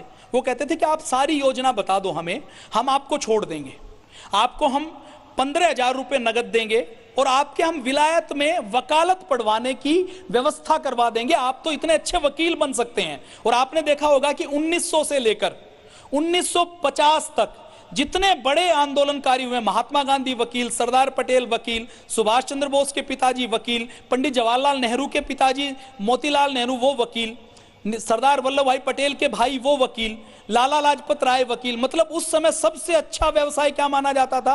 वकालत का व्यवसाय माना जाता था। लोग लंदन जाते थे तो डॉक्टरी पढ़ने के लिए नहीं जाते थे, इंजीनियरिंग पढ़ने के लिए नहीं जाते थे, मैनेजमेंट पढ़ने के लिए नहीं जाते थे। लंदन में क्या पढ़ने के लिए जाते थे? वकील बनने के लिए जाते थे, कि वकील बन गए तो हम एक तरीके से एक स्टेट के सीएम के बराबर हम पैसा कमा पाएंगे, वैसी ताकत हमारी होगी। तो उन्होंने लालच दिया कि आपको हम वकील बना देंगे, विलायत में भेज देंगे, आपकी पढ़ाई का प्रबंध कर देंगे, आपको हम नगद भी देंगे, सारी पढ़ाई का खर्चा भी लेंगे, आप माफी मांग लो या आत्मसमर्पण कर दो और हमारी सारी योजना के बारे में सारे क्रांतिकारियों के पते बता दो। लेकिन पंडित राम प्रसाद बिस्मिल जी ने उनको साफ मना कर दिया। फिर अंत में जब पंडित राम प्रसाद बिस्मिल जी की मां उनसे मिलने के लिए गई, तो पंडित राम प्रसाद बिस्मिल जी को फांसी की सजा दे दी गई। 1927 में तय हो गया कि उनको गोरखपुर की जेल में प्रातःकाल फांसी के ऊपर लटकाया जाएगा। जैसे कि परंपरा है कि पहले दिन वो अनुमति देते हैं कि उनके परिवार के लोग जो उनके ब्लड रिलेशन में है वो चाहे तो आकर उनसे मिल सकते हैं। तो उनकी मां उनसे मिलने के लिए गई, तो पंडित राम प्रसाद बिस्मिल जी की आंखों में अपनी मां को देखकर आंसू आ जाते हैं। तो उनकी मां उनको वहां पर लताड़ती है। वो कहते हैं कि तुम्हें मैंने आंसू गिराने के लिए पैदा नहीं किया, मुझे तो आज मेरी कोख लजा रही है कि जेल की फांसी की सजा को देखकर तुम रो रहे हो, तुम तो डर गए हो। तो पंडित राम प्रसाद बिस्मिल जी कहते हैं, नहीं मां, तुम्हारा बेटा डर नहीं सकता, मैं डरा नहीं हूं। ये आंसू तो मां को देखकर प्रेम के आंसू हैं, मोह के आंसू हैं। जैसे आग के पास आकर घी पिघल जाता है, वैसा ही आपको देखकर मेरा दिल पिघला है। मैं तो बस एक प्रार्थना करता हूं कि अगले जन्म में भी मुझे मां मिले तो आप जैसी मां की कोख से जन्म लेने का अवसर मिले। ये मेरी अंतिम इच्छा है, मैं डरा हुआ नहीं हूं। और मेरा संकल्प है कि भारत को जब तक पूरी तरह से आजाद ना करवा लूं, मैं बार बार जन्म लेता रहूं। और पंडित राम प्रसाद बिस्मिल जी का प्रभाव देखिए, उन्होंने क्रांतिकारियों से केवल एक जन्म की क्रांति नहीं करवाई, उन्होंने हर क्रांतिकारी के मन में यह डाल दिया कि फांसी के फंदे को चूमकर, जो हमारे वैदिक सिद्धांत है पूर्व जन्म का और पुनर्जन्म का, उस सिद्धांत के अनुसार हम दोबारा जन्म लेंगे और दोबारा संघर्ष करेंगे। भारत में जब तक हमारे ऋषियों के सपनों का भारत नहीं बन जाए, हमारे क्रांतिकारियों के सपनों का भारत नहीं बन जाए, तब तक हम बार बार जन्म लेते रहेंगे और बार बार क्रांति करते रहेंगे। और मुझे लगता है पतंजलि योगपीठ से आप सब लोग जो जुड़े हुए हैं, उस समय उनके साथ अशफाक उल्लाह खां थे, उनके लास्ट का लेटर हम देखते हैं तो वो भी यही प्रार्थना करते हैं। वो कहते हैं जी हमारा जो मुसलमान धर्म है उसमें पूर्व जन्म की पुनर्जन्म की कोई व्यवस्था नहीं है, लेकिन अगर मेरा अल्लाह मुझसे कहे कि तुम एक चीज मांगो तो मैं अपना दोबारा जन्म इस भारत की धरती पर मांगूंगा दोबारा, ताकि मैं क्रांति कर सकूं। ऐसा अशफाक उल्लाह खां मांगता है, जो कट्टर मुसलमान है, जो पूर्व जन्म को नहीं मानता, पुनर्जन्म को नहीं मानता। राजेंद्र लहड़ी का संकल्प यही है, करतार सिंह सराबा का संकल्प यही है, वो भी यही कहते हैं कि मेरी इच्छा है कि अगले जन्म में मैं कोई माँ या बहन बनूं, मतलब औरत बनूं। क्यों? जब अंग्रेज उनसे पूछते हैं कि औरत क्यों बनना चाहते हैं, वो कहते हैं अभी तो मैं अकेला संघर्ष कर रहा हूं, अगर मैं औरत बना तो अपनी कोख से कम 10 क्रांतिकारी बेटे बेटियों को जन्म दूंगा जो अंग्रेजों से संघर्ष करेंगे। तो सारे क्रांतिकारियों का सपना क्या था कि हमारा भारत आदर्श बने, और जब तक हमारा भारत क्रांतिकारियों के सपनों का भारत नहीं बन जाए तब तक हम बार बार जन्म लेते रहें, बार बार हम मरते रहें। मुझे तो ऐसा लगता है कि पतंजलि योगपीठ से जितने भी लोग जुड़े हुए हैं, पूज्य स्वामी जी महाराज से लेकर हम सब जितनी भी आत्माएं हैं, उन सबका कोई ना कोई अधूरा काम बाकी है। इसीलिए 120 करोड़ लोगों में से जो लोग यहाँ पर पहुंचे हैं, जो एक्टिवली जुड़े हुए हैं, जिन्होंने पतंजलि योगपीठ के निर्माण में, इस अभियान को ऊपर उठाने में अपना योगदान दिया है, उनका कहीं ना कहीं पूर्व जन्म का पुनर्जन्म का कोई संबंध है, जिसको निभाने के लिए हम यहाँ पर आए हैं। और पूज्य स्वामी जी महाराज भी, यद्यपि हम अवतारवाद को नहीं मानते लेकिन पूर्व जन्म पुनर्जन्म को मानते हैं, तो पूज्य स्वामी जी महाराज के अंदर भी कहीं ना कहीं पंडित राम प्रसाद बिस्मिल जी की आत्मा है, जो अपने अधूरे कामों को पूरा करने के लिए यहाँ पर आई है। अंतिम दिन उन्होंने प्रातः योग किया, प्राणायाम किया, जेल की काल कोठरी को उन्होंने अपनी साधना की गुफा मान ली। अंतिम दिन फांसी के नहाए धोए, अपना जो संध्या हवन करते हैं, संध्या करते हैं, वो किया, और फांसी के फंदे के ऊपर हंसते हुए गए। तो फांसी के फंदे को जब जल्लाल डालने लगा तो उन्होंने कहा आपको डालने की जरूरत नहीं है, मैं खुद डालता हूं। अपने हाथों से फांसी का फंदा अपने गले में डाला, और लास्ट में उन्होंने अपनी अंतिम इच्छा के रूप में नारा लगाया, I wish downfall for British empire, कि मेरी अंतिम इच्छा है ये जो अंग्रेजों का राज है इसका सर्वनाश हो, अंग्रेजों के राज से भारत को मुक्ति मिले। और उन्होंने एक दो शेर और कहे, मालिक तेरी रजा रहे, तू ही तू रहे, बाकी न मैं रहूं न मेरी आरजू रहे, जब तक कि तन में जान रंगों में लहू रहे, तेरी ही जिक्र तेरी ही जुत्सू रहे। उसके बाद उन्होंने कहा कि अब न अहले वलवले हैं न अरमानों की भीड़, एक मिट जाने की रह हसरत दिले बिस्मिल में है। ईश्वर से प्रार्थना की, सवितर दुर्तानी देव परासुवै का मंत्रोच्चारण किया, और हंसते हंसते फांसी के फंदे पर झूल गए।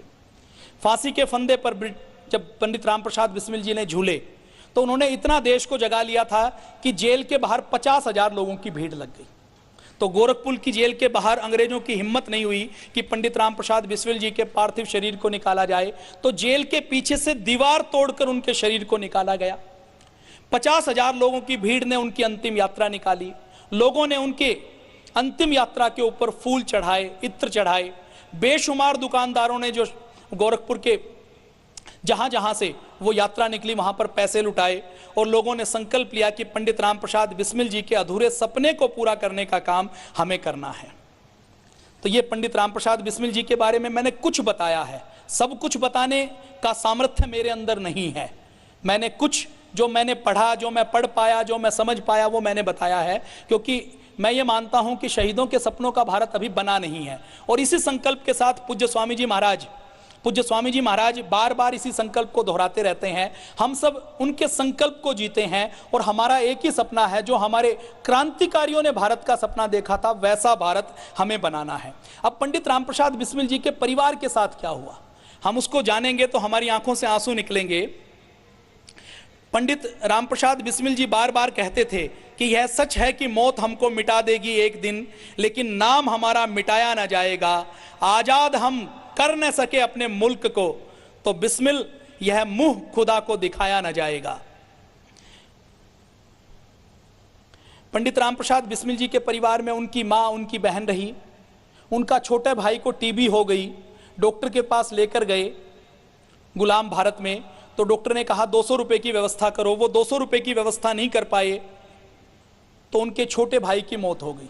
उनकी बहन शास्त्री देवी, जो पंडित राम प्रसाद बिस्मिल जी के क्रांतिकारी कार्यों में लगातार साथ देती थी, जब कभी उनको बंदूकें लानी ले जानी होती थी तो उत्तर प्रदेश में उस समय घाघरा पहनते थे, तो उस घाघरे के नीचे अपनी टांगों से बंदूक बांधकर, क्योंकि आदमियों की तो तलाशी लेते थे, तो वो अपनी टांगों से बंदूक बांधकर रेलवे स्टेशन से या कहीं भी पुलिस के पहरे से बाहर हथियार निकालने होते थे तो निकालने का काम करती थी। शास्त्री देवी उनका नाम था। उनको लोगों के घरों में बर्तन मांजने पड़े, मंदिर के बाहर बैठकर फूल बेचने पड़े। उनकी माँ को, उनकी बहन को उस समय लोगों के घरों में जाकर, उस समय बिजली वाली चक्की नहीं होती थी तो हाथ से पिसाई होती थी, तो हाथ से पिसाई करने का काम करना पड़ा। इतने संघर्ष, इतने दुख पंडित राम प्रसाद बिस्मिल जी के परिवार ने झेले। यदि पंडित राम प्रसाद बिस्मिल जी अपने सुख सुविधाओं को देखते तो आराम से अपना जीवन बहुत आनंद से गुजर बसर कर सकते थे, लेकिन उन्होंने सारे संघर्षों को भी स्वीकार किया। और पंडित राम प्रसाद बिस्मिल जी का यही संकल्प था कि भारत, हमारा भारत विश्व गुरु भारत बने, हमारा भारत आदर्श भारत बने। तो ये हमने पंडित राम प्रसाद बिस्मिल जी के बारे में थोड़ी सी बातचीत की। पंडित राम प्रसाद बिस्मिल जी ने जो 1927 में बलिदान दिया, उसके बाद शहीद भगत सिंह ने बलिदान दिया, पूरे देश को जगाया, असेंबली में बम फेंका। चंद्रशेखर आजाद जी ने अपनी शहादत दी। क्रांतिकारियों के अलग अलग दल खड़े हुए, लोगों में हौसला आया, लोगों में एक संकल्प आया कि हमें अपना जीवन पंडित राम प्रसाद बिस्मिल की तरह अपनी देश की रक्षा के लिए देना है। एक चिंगारी उत्पन्न हुई। 1857 के बाद दोबारा चिंगारी उत्पन्न करने का काम पंडित राम प्रसाद बिस्मिल जी ने किया। बेतिया बिहार में हिंदुस्तान सेवा दल के नाम से, भगत सिंह की नौजवान भारत सभा, सुखदेव जी ने गुप्त समिति के नाम से क्रांतिकारी संस्थाएं बनाई। नेताजी सुभाष चंद्र बोस जी को भी पंडित राम प्रसाद बिस्मिल जी से, शहीद भगत सिंह जी से प्रेरणा मिली। उन्होंने अंग्रेजों को बाहर भगाने के लिए उन्होंने कांग्रेस के अध्यक्ष पद का चुनाव लड़ा, कांग्रेस में विजयी हुए। महात्मा गांधी ने विरोध किया तो देश को छोड़कर जर्मनी गए, आजाद हिंद फौज बनाया, जापान गए, रेडियो स्टेशन की स्थापना की और जापान में जापानियों को साथ लेकर आजाद हिंद फौज बनाकर मणिपुर के रास्ते, नागालैंड के रास्ते, कोहिमा के रास्ते अंग्रेजों के ऊपर आक्रमण किया। और अंग्रेजों का जब उस समय का प्रधानमंत्री मिस्टर एटली जब भारत में आया तो वो पश्चिमी बंगाल के गवर्नर से मिले। पश्चिमी बंगाल के गवर्नर ने जब उनसे पूछा कि आपने हिंदुस्तान में जितनी भी बिल्डिंग बनाई है, राष्ट्रपति भवन बनाया है, संसद भवन बनाया है, डाक बंगले बनाए हैं, जितनी रेल बनाई है, वो आपने भारत को छोड़कर जाने के लिए तो नहीं बनाई। आपकी तो योजना थी कि भारत में हम 200 साल तक रहेंगे, 500 साल तक रहेंगे, तो आप भारत को छोड़कर क्यों गए? क्या आप गांधी जी के असहयोग आंदोलन जो उन्होंने 1942 में आंदोलन दिया, करो या मरो का, उसके कारण गए क्या? तो मिस्टर एटली हंस पड़े। उन्होंने कहा बिल्कुल नहीं, हमने यदि भारत को छोड़ा तो क्रांतिकारियों के कारण जोड़ा, क्योंकि नेताजी सुभाष चंद्र बोस ने आजाद हिंद फौज बना ली थी और उस आजाद हिंद फौज ने, उन्होंने बताया कि भारत में हम जो राज करते थे वो अंग्रेजों के बल पर पड़ते थे। कभी भी हमारे भारत में 40,000 से ज्यादा अंग्रेज नहीं रहे। 10 लाख की सेना थी तो सारे भारतीय थे और वो हमारे पिट्ठू थे, हमारे गुलाम थे। नेताजी सुभाष चंद्र बोस ने आजाद हिंद फौज के माध्यम से क्रांति करके उनकी हमारे ब्रिटेन के राज मुकुट में श्रद्धा खत्म कर दी, उनके अंदर भावना भर दी कि गुलामी से आजादी अच्छी है। इसलिए हम 40,000 अंग्रेजों के बल पर भारत में यदि बैठे हैं तो ऐसे बैठे हैं जैसे ज्वालामुखी के मुंह पर बैठे हैं। कभी भी वो ज्वालामुखी फट जाएगा तो हम मर जाएंगे। आज यदि हमें आजादी मिली है तो उसमें बड़ा योगदान पंडित राम प्रसाद बिस्मिल जी का है। यह हमें पाठ्य पुस्तकों में पढ़ाया नहीं जाता। आज पतंजलि योगपीठ शहीदों के सपनों को साकार करने का काम कर रहा है। पतंजलि योगपीठ में प्रभु भक्ति भी होती है, राष्ट्र भक्ति भी होती है, देशभक्ति भी होती है। पंडित राम प्रसाद बिस्मिल जी कि जिनमें हवन में, संध्या में, योग में, यज्ञ में अटूट आस्था थी, पतंजलि योगपीठ की भी अटूट आस्था उसी में है। पंडित राम प्रसाद बिस्मिल जी का एक और बड़ा दर्शन था स्वदेशी का दर्शन। पतंजलि योगपीठ ने भी स्वदेशी के दर्शन को भी अपनाया है और स्वदेशी के दर्शन के साथ साथ मैं आपसे पूछता हूं कि 1947 में यदि पंडित राम प्रसाद बिस्मिल जी के सामने आजादी मिल जाती तो क्या पंडित राम प्रसाद बिस्मिल इन विदेशी कंपनियों को, कोलगेट को, हिंदुस्तान यूनिलीवर को देश में रहने देते? अंग्रेजों के भगाने के बाद उनका दूसरा अभियान क्या होता कि हम विदेशी कंपनियों को भी अपने देश के बाहर भगाएंगे। अंग्रेज लूट करते थे राजनीतिक रूप से गुलाम बनाने के लिए। ये विदेशी कंपनियां हमें लूटती हैं आर्थिक रूप से गुलाम बनाने के बाद। तो भगत सिंह, चंद्रशेखर आजाद, पंडित राम प्रसाद बिस्मिल होते तो वो विदेशी कंपनियों को भगाते। विदेशी कंपनियों को भगाने का काम पतंजलि योगपीठ के माध्यम से भी हो रहा है। पंडित राम प्रसाद बिस्मिल, चंद्रशेखर आजाद, शहीद भगत सिंह नौजवानों को जोड़ने का काम करते थे। पतंजलि योगपीठ का भी यही उद्देश्य है कि नौजवानों को जोड़ा जाए। पूरे देश में 600 से अधिक जिलों में, 5,000 से अधिक तहसीलों में और 2 लाख से अधिक गांवों में पतंजलि योगपीठ द्वारा 5 से लेकर 50-50 व्यक्ति तक जोड़े जा चुके हैं। पंडित राम प्रसाद बिस्मिल शहीद भगत सिंह भी क्रांतिकारियों को जोड़ने के लिए बंगाल में, पंजाब में घूमते रहते थे, लाहौर में घूमते रहते थे। इसी प्रकार पूज्य स्वामी जी महाराज भी योग का प्रचार प्रसार करते हुए, लोगों को जोड़ते हुए, क्रांतिकारी बनाते हुए पूरे देश में भ्रमण करते हैं और संगठन को खड़ा करते हैं। पंडित राम प्रसाद बिस्मिल जी ने क्रांति करने के लिए सबसे पहले संगठन खड़ा किया। ऐसे ही पूज्य स्वामी जी महाराज ने सबसे पहले देश में व्यवस्था परिवर्तन करने के लिए, योग का प्रचार प्रसार करने के लिए, वैदिक संस्कृति का प्रचार प्रसार करने के लिए राष्ट्रव्यापी संगठन खड़ा किया है। और अब संकल्प लिया है कि अब हमने वस्तुओं में तो स्वदेशीकरण कर दिया, अब शिक्षा का स्वदेशीकरण किया जाएगा, ताकि आने वाले लोगों को पंडित राम प्रसाद बिस्मिल जी के बारे में पता लगे, वो महाराणा सांगा और राणा प्रताप की पूजा करें, वो ये ना पढ़ें कि बाबर महान था, अकबर महान था, शाहजहां महान था, हुमायूं महान था, औरंगजेब महान था। उनको पता लगे कि हमारे भारत में राणा सांगा महान था, बप्पा रावल महान था, महाराणा प्रताप महान था, छत्रपति शिवाजी महान था। तो ये संकल्प हमारा है। तो आज मैं अपनी वाणी को विराम देता हूं। आप सबने मुझे बहुत ध्यान से सुना, आप सबको बहुत बहुत नमन। एक भजन सुनते हैं, सरफरोशी की तमन्ना आज हमारे दिल में है, देखना है जोर कितना बाजुए का तिल में है। यह भजन पंडित राम प्रसाद बिस्मिल जी का लिखा हुआ। जब वो फांसी के फंदे के ऊपर जा रहे थे कालकोठरी से, तो जाते जाते वो ये भजन गाते थे। जितनी बार उनको कोर्ट में लाया जाता था तो कोर्ट में वो भजन गाते थे, ये गीत गाते थे, सरफरोशी की तमन्ना। और पंडित राम प्रसाद बिस्मिल जी के बाद जितने भी क्रांतिकारी हुए, उनके लिए ये वेद का मंत्र बन गया। और उन सब ने इस सरफरोशी की तमन्ना को गाते गाते, हंसते हंसते फांसी के फंदे को चूमा। तो उस सरफरोशी की तमन्ना का गीत पूज्य स्वामी जी महाराज भी बार बार गाते हैं। हम भी उस गीत का एक बार चिंतन मनन करेंगे। और ये जो मैंने आज आपको सुनाया है, ये किसी एक पुस्तक से नहीं सुनाया, इसके लिए लगभग 20 पुस्तकों की सहायता लेकर जो निचोड़ उसका था, जिसको सुनकर हमें रोमांच हो, जिसको सुनकर हमें प्रेरणा मिले, वो मैंने आपके सामने रखने की कोशिश की है। सरफरोशी की तमन्ना अब हमारे दिल में है,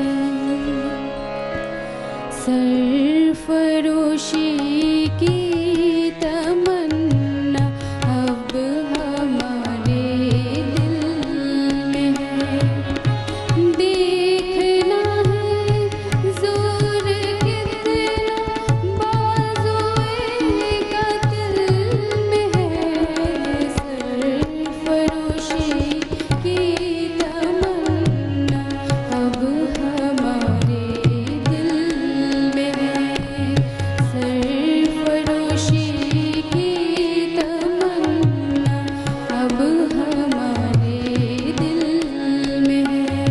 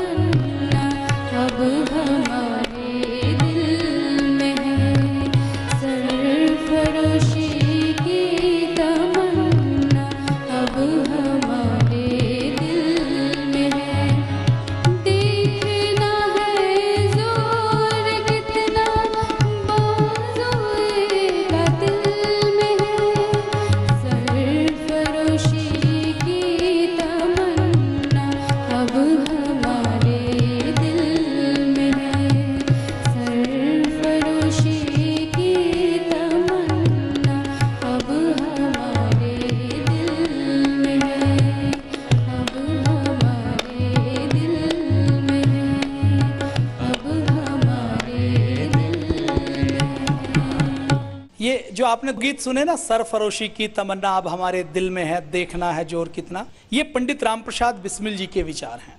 उन्होंने ऐसे बहुत से गीत गजल लिखे हैं जो आप चाहें तो इंटरनेट के ऊपर आप प्राप्त कर सकते हैं। हिंदी में डालिए पंडित रामप्रसाद बिस्मिल जी। जो मैंने मदन लाल वर्मा क्रांति जी की बात की ना, तो उन्होंने विकिपीडिया के ऊपर खूब सारा अपलोड कर दिया है ताकि सबको सुलभ हो जाए। पुस्तकें सब नहीं खरीद सकते, तो जो पुस्तकें नहीं खरीद सकते वो इंटरनेट के ऊपर डाउनलोड कर सकते हैं, प्रिंट निकाल सकते हैं, मोबाइल के ऊपर ले सकते हैं।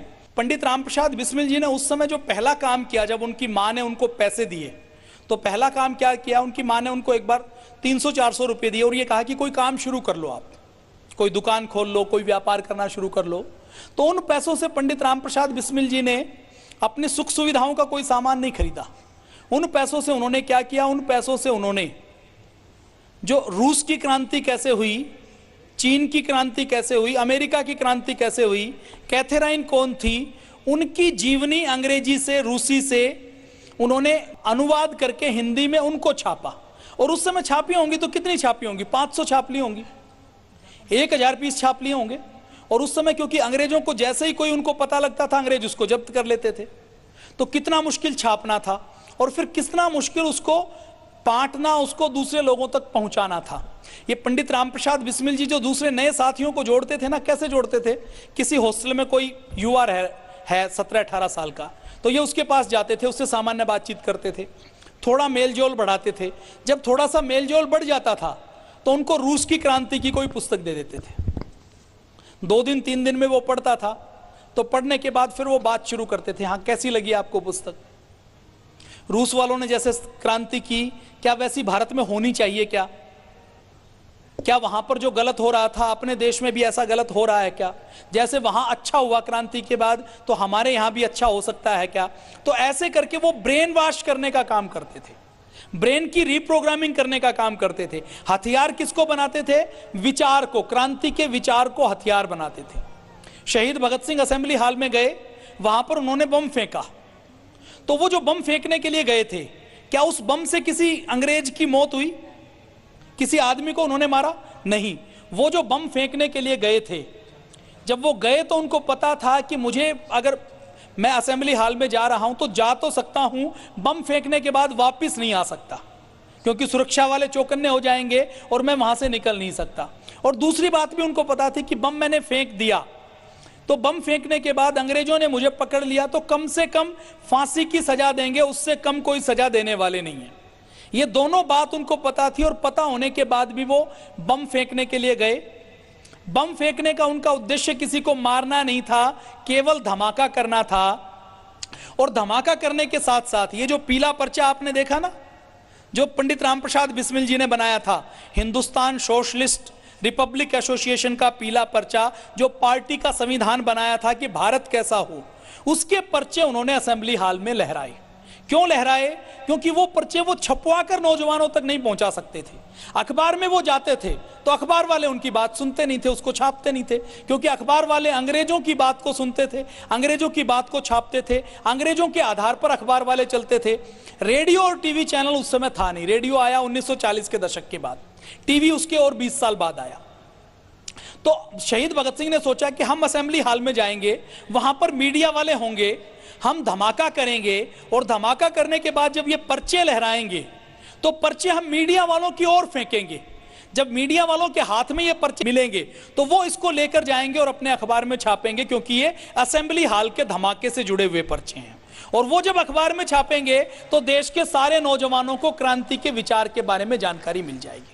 और ये विचार की जानकारी केवल भारत में नहीं मिलेगी, पूरी दुनिया में ये घटना जाएगी, क्योंकि असेंबली हॉल में धमाका हुआ है तो दूसरी भाषाओं में भी जाएगी। पूरी दुनिया में अंग्रेजों का सिर नीचा होगा, उनकी नाक कटेगी कि वो कैसे अत्याचार भारत में कर रहे हैं।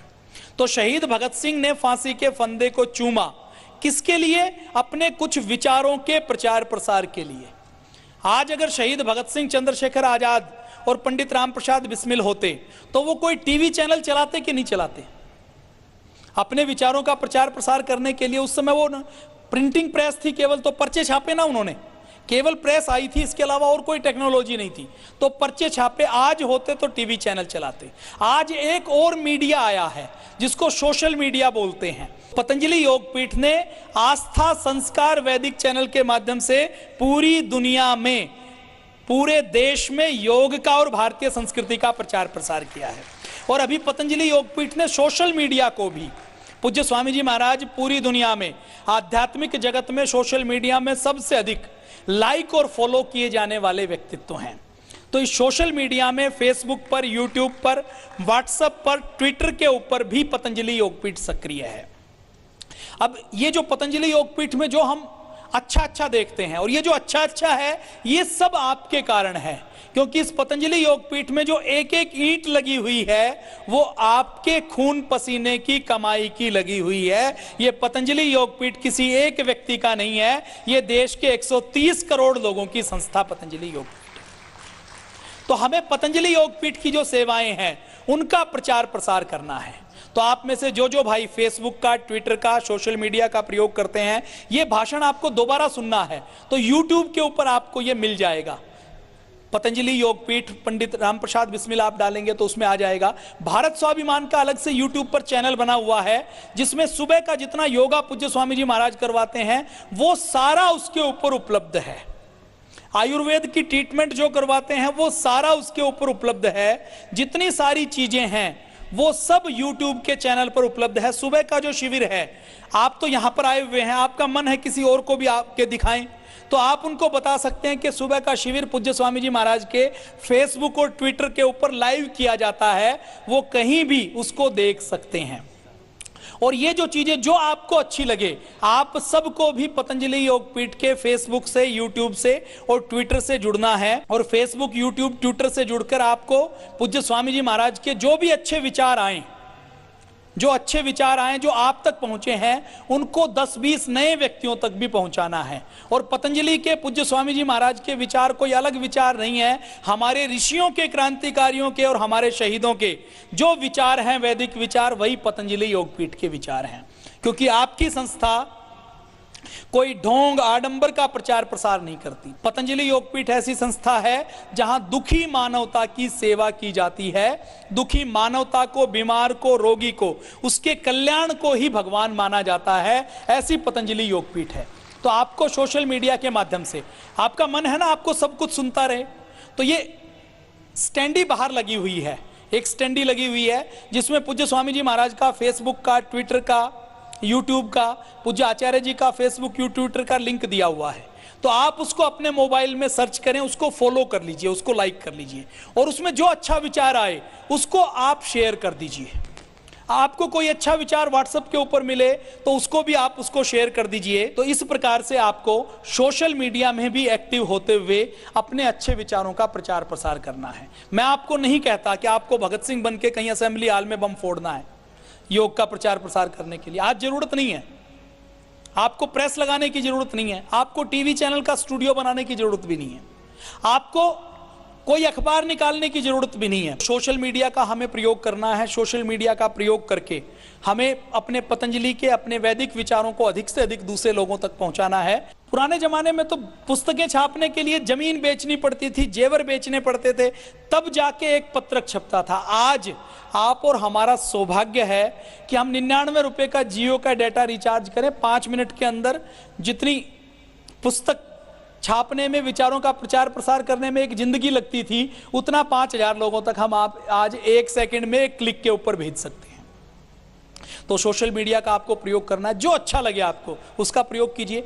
आपको पतंजलि योगपीठ के पूज्य स्वामी जी महाराज के फेसबुक पेज पर आपको बहुत से अच्छे अच्छे वीडियो मिलेंगे, छोटे छोटे वीडियो, 2 मिनट के, 5 मिनट के। आपके घर में किसी को मोटापा है, आप 5 मिनट का वीडियो भेज दीजिए, उनको जानकारी लग जाएगी। मोटापे में क्या खाना चाहिए, अर्थराइटिस में क्या करना चाहिए, दमास्थमा में क्या करना चाहिए, कैंसर में क्या करना चाहिए, तो वो सारे वीडियो फेसबुक के ऊपर, ट्विटर के ऊपर उपलब्ध है। आप फेसबुक और ट्विटर से जुड़ेंगे तो आपको घर बैठे पतंजलि की सारी जानकारी उपलब्ध हो जाएगी। योग संदेश आपके पास आती है ना, तो योग संदेश में तो महीने में एक बार जानकारी आती है। योग संदेश जैसी अच्छी अच्छी जानकारी पूज्य स्वामी जी महाराज और आचार्य जी के फेसबुक, ट्विटर के ऊपर आती रहती है, उसको आप लाइक और फॉलो करें। शहीदों, क्रांतिकारियों के विषय में हम जब कैंप होता है तो कैंप में बात करते हैं, जब कैंप नहीं होता तो फेसबुक के ऊपर हम लाइव करते हैं शहीदों क्रांतिकारियों के बारे में। किसी की जयंती या शहादत दिवस आता है तो हम 10 मिनट, 15 मिनट, आधा घंटा, मेरी भी कोशिश रहती है कि उसको हम अपने देश की युवा पीढ़ी को बताएं। तो आप फेसबुक के ऊपर, यूट्यूब के ऊपर किसी भी शहीद के बारे में देखना चाहते हैं तो देख सकते हैं। वीर बंदा बहादुर का नाम किस किसने सुना है? देखो 20% लोगों ने सुना है।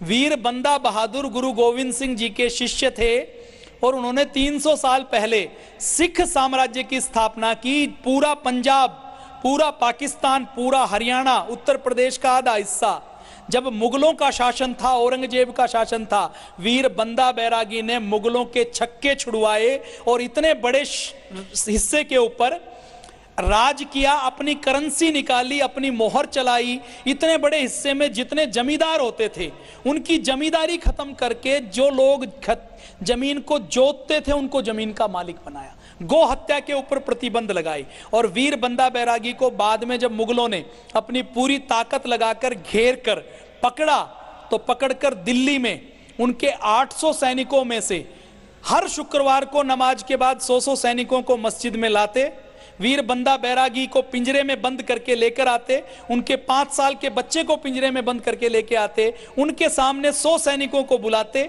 उनको कहते थे या तो मुसलमान बन जाओ नहीं तो हम तुम्हें मारेंगे।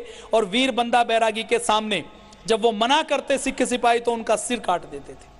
हर शुक्रवार को 100 के सिर काटे। 800 के सिर काटने के बाद दिल्ली में जहां हार्डिंग लाइब्रेरी है वहां पर वीर बंदा बैरागी और उसके 5 साल के बेटे को लेकर आए। उन्होंने कहा कि मुसलमान बन जाओ, वीर बंदा बैरागी ने मना कर दिया। तो वीर बंदा बैरागी की गर्म चिमटी से एक एक चमड़ी नोची गई। चमड़ी नोचने के साथ साथ उनके हाथ में छुरी देकर उनके 5 साल के बेटे को उनकी गोद में दिया और कहा कि अपने हाथ से अपने बेटे की हत्या करो। उन्होंने मना कर दिया तो जल्लाद ने उनके सामने उनके बेटे के एक एक हाथ को, एक एक पैर को, एक एक अंग को काटा और उसका कलेजा निकालकर वीर बंदा बैरागी के मुंह में जबरदस्ती ठूसा। उन मुगलों के उन अत्याचारों का क्योंकि विरोध उसने किया था और उसके बाद वीर बंदा बैरागी को जब भी वो हड्डियां रहने के बाद भी जब वो पिघले नहीं, वो झुके नहीं, वो मुसलमान बनने के लिए तैयार नहीं हुए तो हाथी के नीचे उनको डाल दिया गया। वीर बंदा बैरागी कौन थे? मूल रूप से एक संत थे, अपनी साधना करते थे। गुरु गोविंद सिंह जी ने जब देखा कि गो हत्या हो रही है, हिंदुओं की मां बहन बेटियों के ऊपर अन्याय अत्याचार हो रहा है, तो उन्होंने उनको संकल्प दिलवाया कि अब साधना नहीं करनी, अब संघर्ष करना है। और उन्होंने साधना के मोक्ष के मार्ग को छोड़कर सेनापति बनना स्वीकार कर लिया। और उन्होंने सबसे पहले लाहौर में सरहिंद का जो नवाब था, जिसने गुरु गोविंद सिंह जी के 2 बेटे जोरावर सिंह और फत्ता सिंह को मुसलमान ना बनने के कारण दीवार में चिना था, उनकी हत्या का बदला दिया। जिन्होंने सबसे पहले गुरु अर्जुन देव जी की जिस जल्लाद ने सिर कलम किया था, उस जल्लाद जलालुद्दीन का सिर काटा गुरु बंदा बैरागी वो थे। अब मुझे बताइए कि महान अकबर था या बंदा बैरागी था? लेकिन बंदा बैरागी के बारे में पढ़ाया नहीं जाता, बताया नहीं जाता। गुरु अर्जुन देव जी, गुरु गोविंद सिंह जी, महाराणा प्रताप, छत्रपति शिवाजी, इन सब के बारे में यदि आपको जानना है तो सोशल मीडिया से आप जुड़ें, आपको जानकारी लगातार आस्था टीवी के ऊपर, वैदिक टीवी के ऊपर आपको मिलती रहेगी। तो अब आज के सत्र को विराम देता हूं। आप सबने बहुत ध्यान से सुना और हम शहीदों की तरह शहीद नहीं हो सके तो कम से कम 10% शहीद बन जाएं कि अपने सुख को कम से कम 1 से 10% हम अपने देश के, समाज के कल्याण में लगाएंगे। आप सब तो लगा रहे हैं, जो नहीं लगा पा रहे उनको प्रेरित करने के लिए आप अच्छे विचारों का सोशल मीडिया से प्रचार प्रसार करेंगे। ऐसी आशा के साथ मैं आज अपनी वाणी को विराम देता हूं। आप सबने सुना, उसके लिए धन्यवाद। बोलिए भारत माता की वंदे वंदे